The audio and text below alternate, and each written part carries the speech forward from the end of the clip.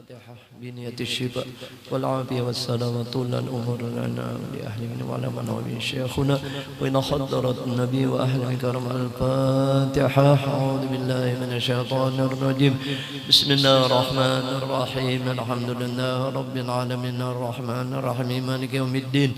إياك نعبد وإياك نستعين واهدنا الصراط المستقيم صراط الذين أنعمت عليهم غير المغضوب عليهم ولا الضالين.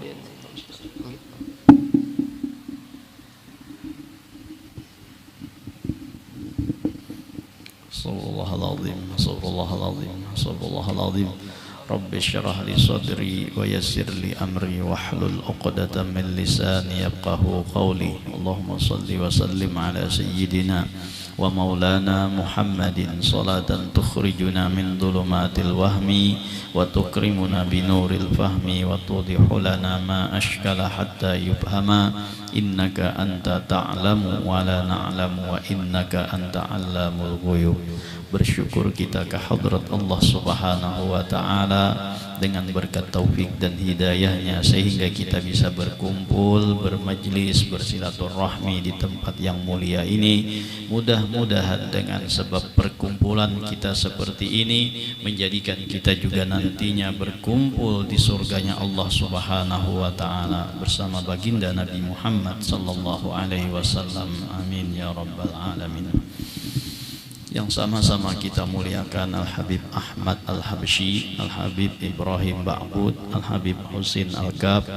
Yang sama-sama kita hormati sahibul majlis Haji Junai, Haji Syansuri dan Haji Ibram beserta seluruh keluarga. Hadirin wal hadirat rahimakumullah.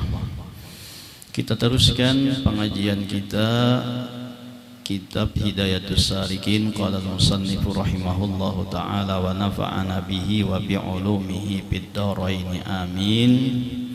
Kita ulang sedikit. Dan kata Imam Al-Ghazali rahimahullahu ta'ala, hendaklah engkau bahagikan segala waktumu yang kemudian daripada sembahyang subuh hingga terbit matahari itu atas 4 bahagi. Bahagi pertama, membaca segala doa yang datang daripada Rasulullah sallallahu alaihi wasallam, daripada sahabat dan daripada orang yang soleh-soleh itu.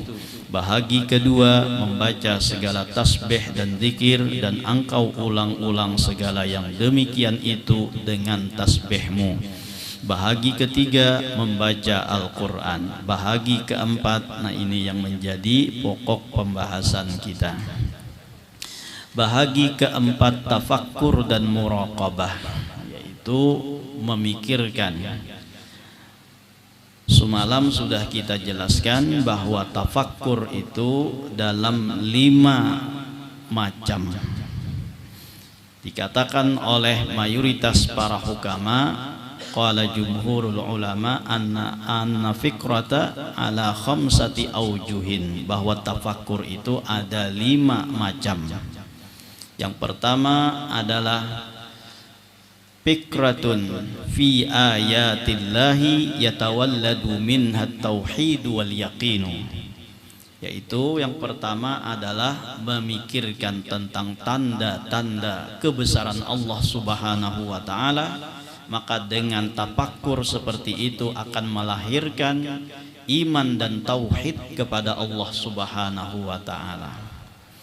Yang kedua, fikratun fi alaihi yatawalladu minha al-mahabbatu. Yang kedua adalah memikirkan tentang pemberian-pemberian Allah, memikirkan tentang nikmat-nikmat Allah. Maka dengan demikian akan melahirkan rasa cinta kepada Allah Subhanahu wa Ta'ala. Yang ketiga, ini yang juga kita belum sampai membicarakannya, yaitu fikratun fi wa'dillahi yatawalladu minha al-ragbatu, yaitu memikirkan atau mentafakuri tentang janji-janji surganya Allah Subhanahu wa Ta'ala. Maka ini akan melahirkan kesungguhan dan kesenangan di dalam beramal ibadah. Jadi bila kita memikirkan tentang janji-janji Allah, pahala-pahala yang Allah sediakan dan surga yang menjadi balasan, maka orang ini akan senang dan suka di dalam melaksanakan ibadah. Kadang kita kulir beribadah itu kada tahu tentang balasan yang Allah sediakan, ya kah? Kada tahu nang apa nang disediakan oleh Allah Ta'ala. Nah lalu disitulah tidak termotivasi kita untuk melakukan ibadah. Walaupun kita beribadah itu untuk menuntut pahala, walaupun kita beribadah itu untuk menuntut surga, itu ujar Imam Ghazali sudah dikategorikan dalam kategori ikhlas, walaupun ikhlasnya tingkat rendah. Nah tapi itu dahulu nang kita apa namanya tuh nang kita lakukan tuh, biar aja awalnya nih motivasi kita tuh untuk beramal ibadah tuh mengejar pahala, biar aja dulu asal kita mau beribadah, walaupun itu kelas rendah tadi tuh, walaupun kalau dalam istilah kita tuh kelasnya tuh masih kelas kakanakan. Napa kelas kakanakan? Itihi kakanakan tuh amunnya dijanjiakan tuh mau inya menggawi sesuatu, dijanjiakan dengan sesuatu, nah maka inya mau begawi rajin, mau inya semangat mengerjakannya. Ujar abahnya misalnya tuh, ikam nakai bila kaina nomor 1 belajar di sekolah tuh dapat juara, dapat ranking, kaina ikam aku tukarakan sepeda, aku tukarakan sepeda. Nah maka si kakanak tadi tuh inya rajin sekolah, karena apa? Tujuannya sepeda tadi. Nah kayak itu juga kita, ya kah? Walaupun tujuan beramal tuh awalnya hendak dapat pahala, walaupun tujuan awalnya kita beramal tuh hendak mendapatkan surga, tapi itu adalah motivasi kita dahulu untuk beribadah. Ahlan wa sahlan, waalaikumsalam warahmatullahi.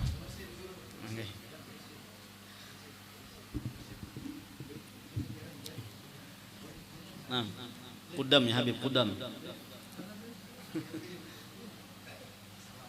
Waalaikumsalam warahmatullahi wabarakatuh.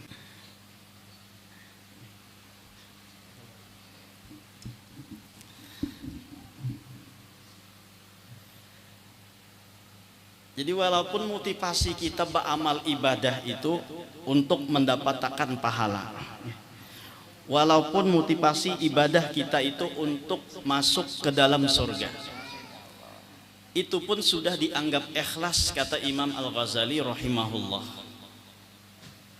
Kalau tingkatan tinggi, mereka beramal ibadah itu bukan lagi mengejar pahala, bukan lagi mengejar surga, tapi yang mereka kejar itu adalah Allah Subhanahu wa Ta'ala. Yang mereka inginkan itu adalah cintanya Allah Subhanahu wa Ta'ala. Nah kita tidak akan bisa sampai kepada itu kalau dari bawah ini kita kada memulai.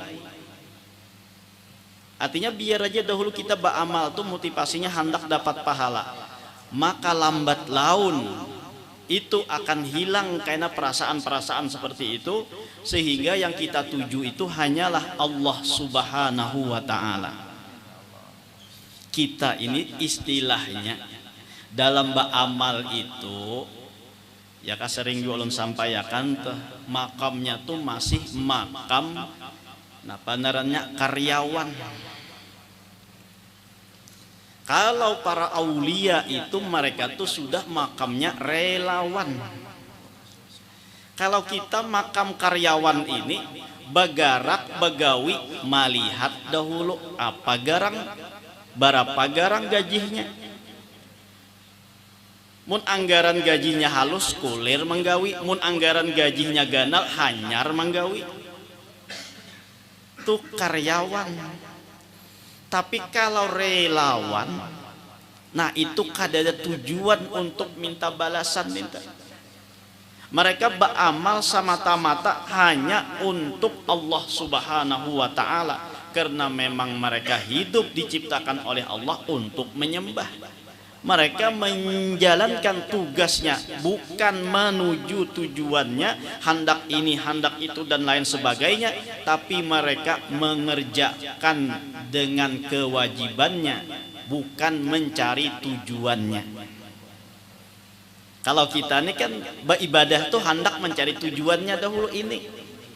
Kalau orang-orang yang sudah dekat dengan Allah, mereka tidak lagi mencari tujuannya itu. Yang mereka kerjakan inilah melaksanakan tugasnya sebagai hamba Allah Subhanahu wa taala. Sehingga kadang melihat lagi ini ganal ke pahalanya, ini halus ke pahalanya. Tetap mereka lakukan, tetap mereka semangat dan rajin di dalam melaksanakan ibadah tersebut. Mun kita nih ya tadi tuh mahadang dahulu, melihat dahulu nih ganal ka pahalanya kadakah. Mun anggaran ganal hanyar digawi, mun anggaran halus nah kain aja cari nang ganal aja dahulu. Ya kan? Nah, jadi kita hendaknya walaupun nang kaya itu tuh jalanakan aja dahulu. Karena lambat laun sedikit demi sedikit maka perasaan-perasaan nang hendak surga tadi tuh, nang hendak pahala tadi tuh, itu akan hilang dengan sendirinya, sehingga tujuannya hanya kepada Allah. Nah, lalu dari makamnya karyawan bisa naik ke makamnya kepada makam relawan.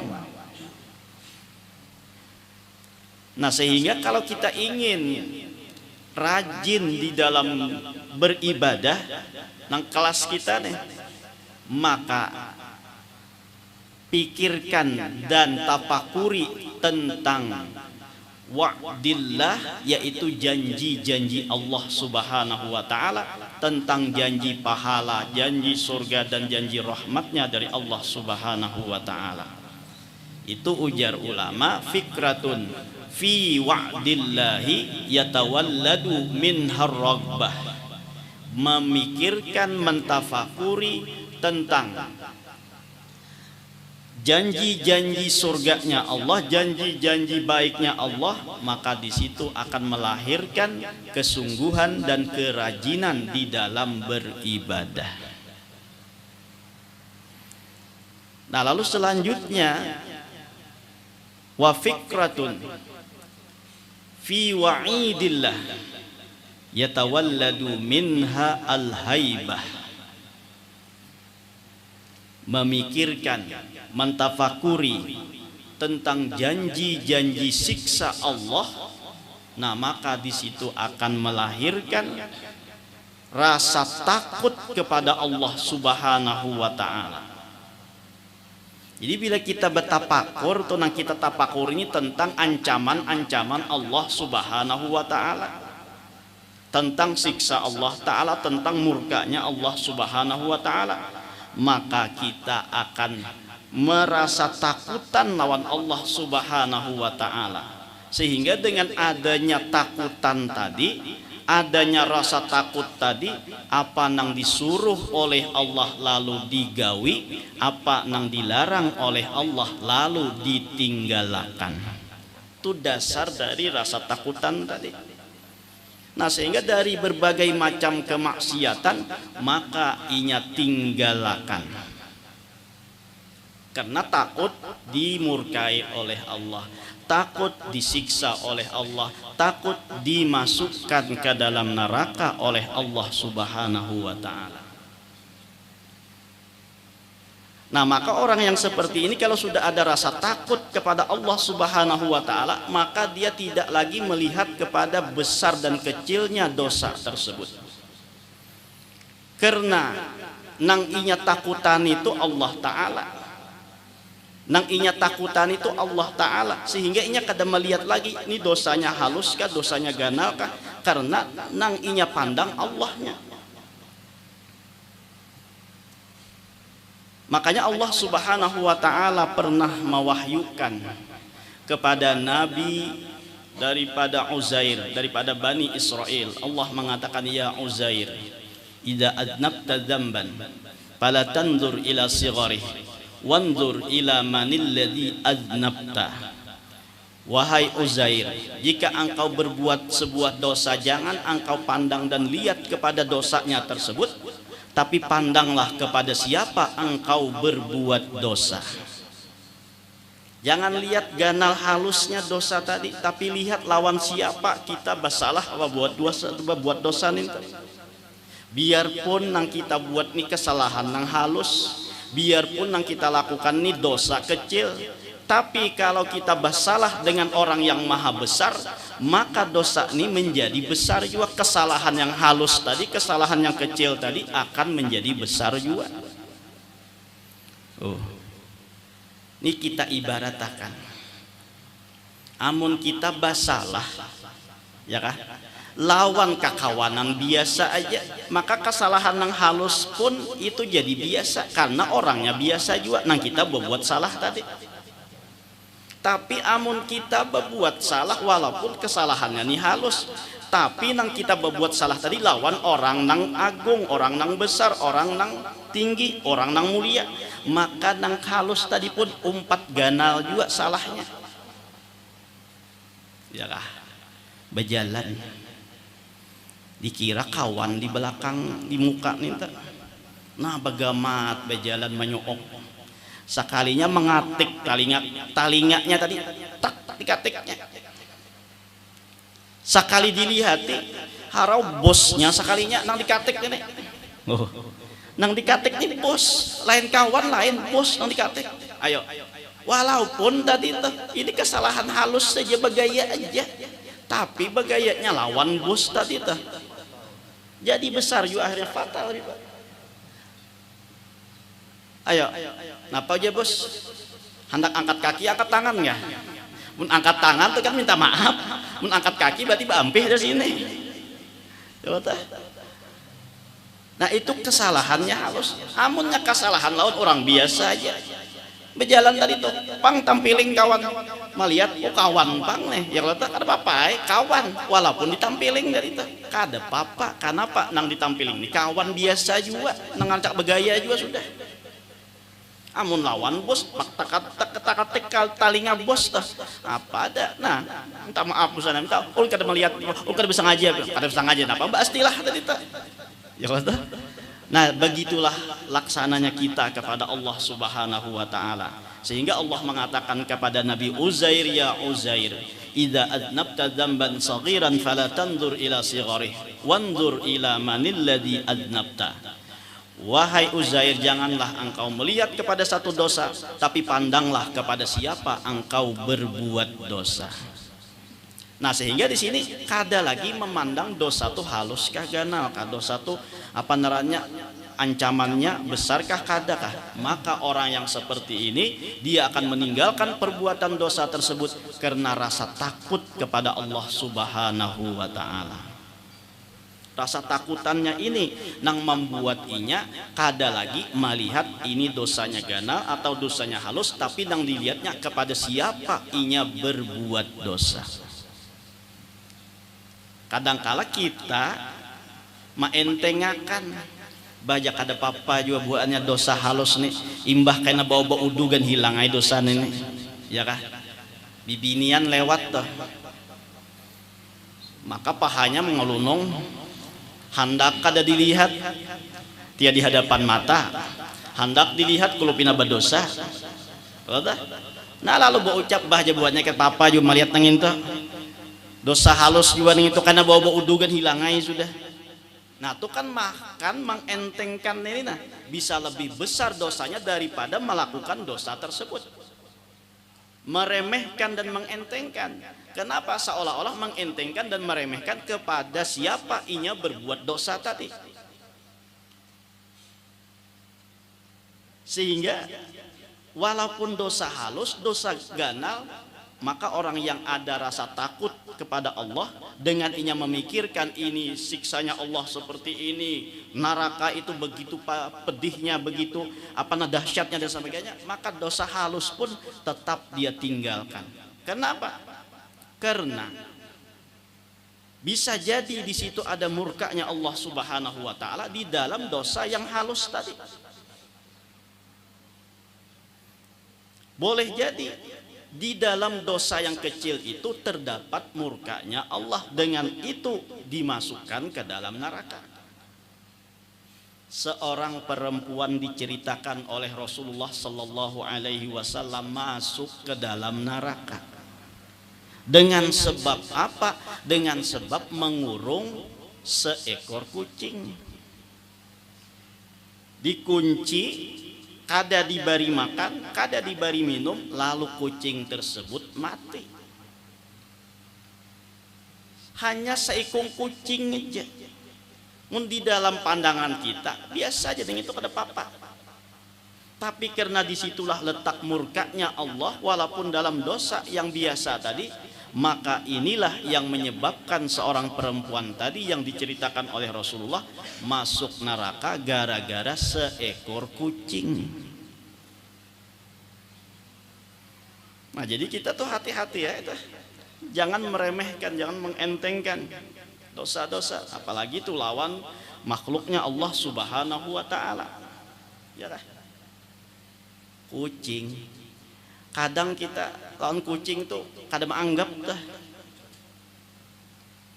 Bahkan tuh kadang kita ada sengaja, bukan kada sengaja bang lah, baastilah tuh menyipak lawan kucing itu. Ya kata baastilah berjalan kucing dihiga mengganggu kada, napa kada pak menyipak, nah kayak bola lagi kucing dianggapnya, usir. Ya kata padahal kucing ini mengganggu apa kada, napa menghalangi jalan juga kada, iya disipak juga. Nah itu jangan sampai, nah kayak itu kulupina di situ murkanya Allah Taala terletak di situ, sehingga dengan sebab itu lalu dimasukkan dalam neraka. Naudzubillah. Namun mau memikirkan kayak itu tuh dengan apa tadi tuh, dengan janji neraka siksanya Allah dan murkanya, maka orang ini akan terhindar dari perbuatan-perbuatan dosa karena dia merasa takut kepada Allah Subhanahu wa taala. Jadi dosa ganal jangan kita gawe, dosa halus pun jangan kita entengakan. Karena dosa halus ini ujar ulama akan bisa menjadi besar kalau dilakukan terus menerus. La kabirata ma'al istighfar wala saghirata ma'al israr.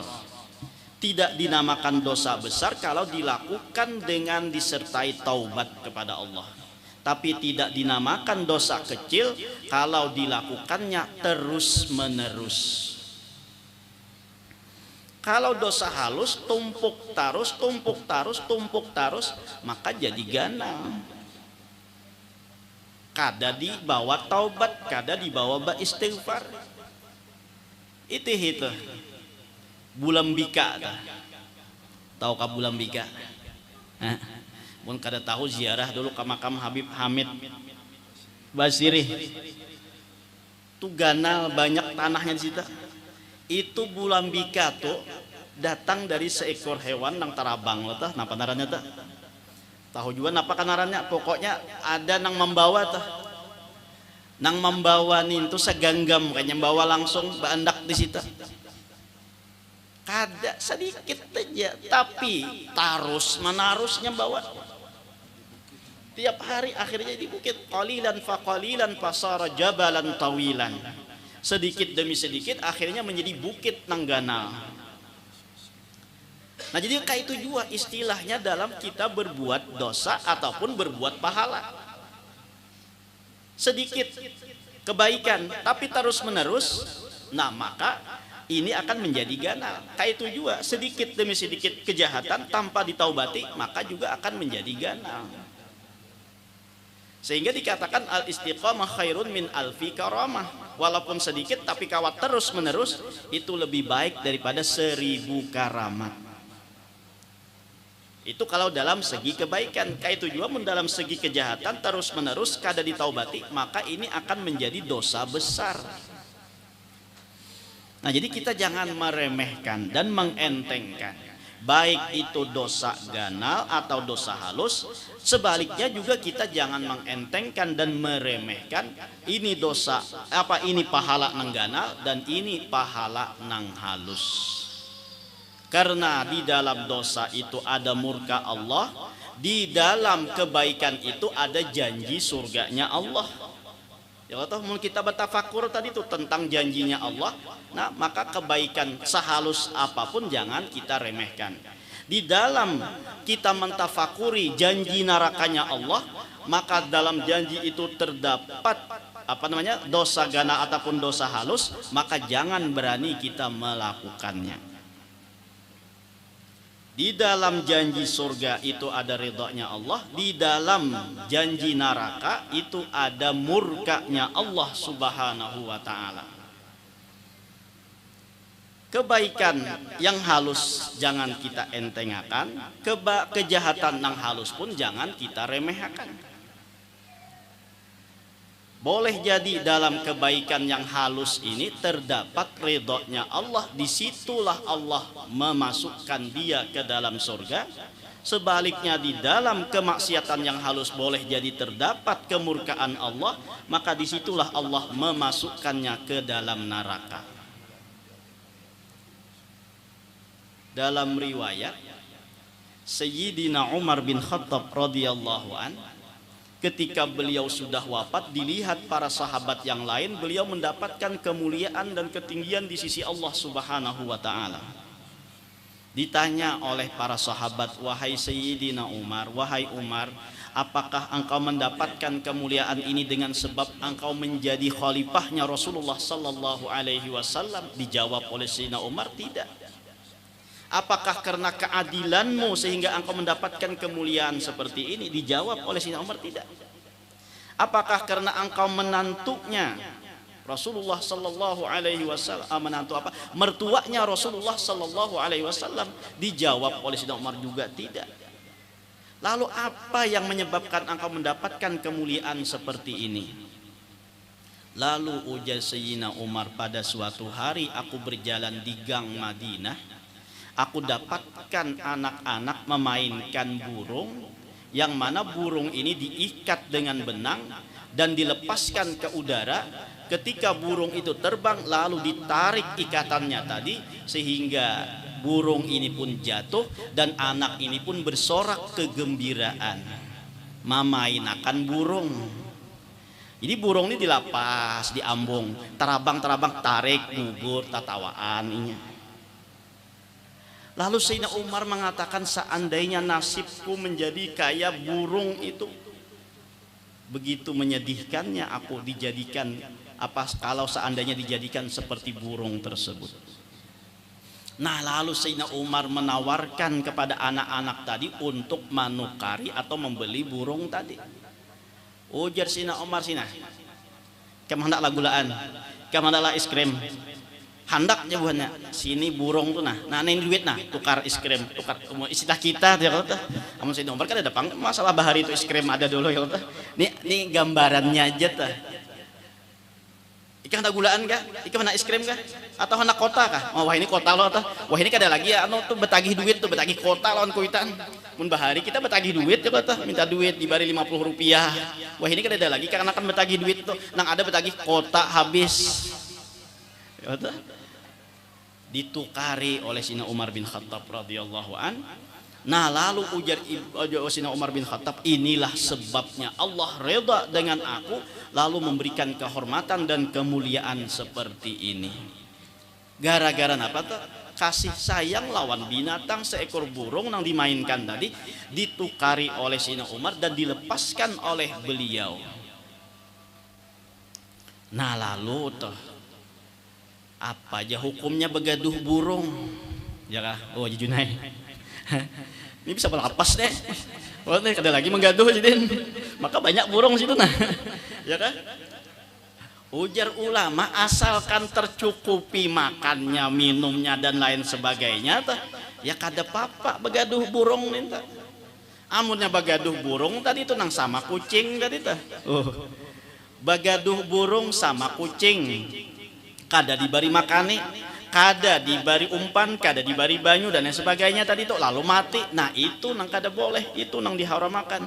Amunnya setiap hari diberi makan, diumpani, kandangnya dibersihkan, maka itu ujar ulama tidak jadi masalah, sama dengan menggaduh yang lainnya daripada binatang.